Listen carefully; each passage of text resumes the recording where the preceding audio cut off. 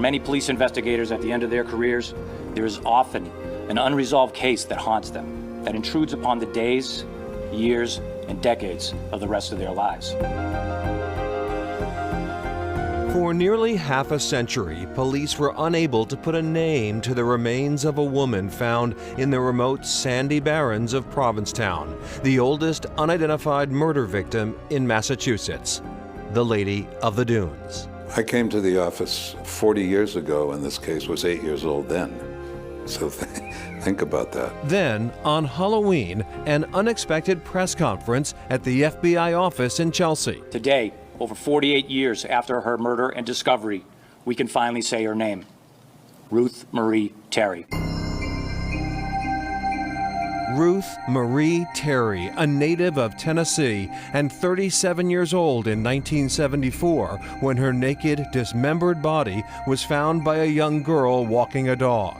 Now, at long last, this individual, known for decades only by the gruesome details of her murder, could reclaim an identity as a daughter, a sister, a wife, and a mother. We've been looking and wondering what happened to my Aunt Ruth since I was 8 years old, and I'm 56 now. Ruth's nephew, John Randall Terry of Whitwell, Tennessee, says his family never stopped looking for their missing relative. My sister's been going through this DNA stuff ever since it's been out, trying to find her, to no avail, obviously. John Terry remembers Ruth from when he was just a boy. She's just a fun lady, beautiful red hair.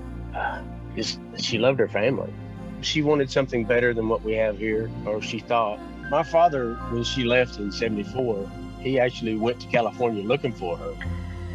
And her husband at the time said she sold everything she had and joined the cult. When Jonestown, and I remember this as a young man, I was about 10 probably. When Jonestown happened and, they took the cameras in there, my father was just intently looking at the TV, seeing if his sister was laying there.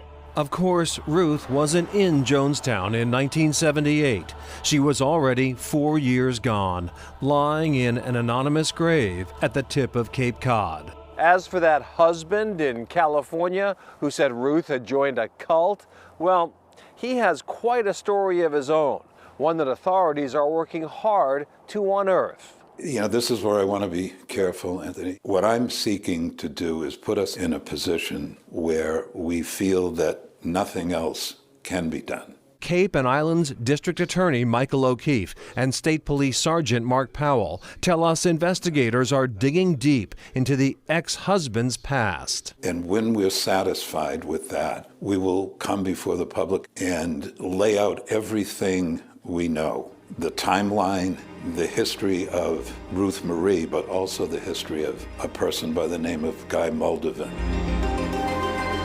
Guy Rockwell Moldovan, a man with a past that might keep a whole team of investigators busy for quite a while. An antiques dealer, talk radio host, actor, poet, and convicted swindler, Moldovan died 20 years ago. He married Ruth Marie Terry just a few months before her disappearance. But it wasn't the first time one of Moldovan's wives, and there were many, would go missing. I mean, he definitely has, what I've read, tendencies like a Ted Bundy. He's a very charismatic, charming person who lived in plain sight. David Chick of Provincetown says the welcome news of learning Ruth Terry's identity was quickly followed by a curiosity about the suspect. Chick, an artist and designer, has since gone on a deep dive into the bizarre history of Guy Rockwell Moldovan. This citizen sleuth has learned Moldovan first gained notoriety in 1960, when human remains were found in the septic tank of the Seattle home he shared with his then wife and stepdaughter, both of whom, it so happens, had recently gone missing. It's playing out like a movie. It really is. I mean, some of the stuff is just so unbelievable. Wow. And Moldovan had ties and connections to Provincetown. He did. His father, who was a movie producer, a writer, and a left-wing activist, had owned property there in the 1950s and 60s. So there was some connection to Provincetown. All right. Well, coming up.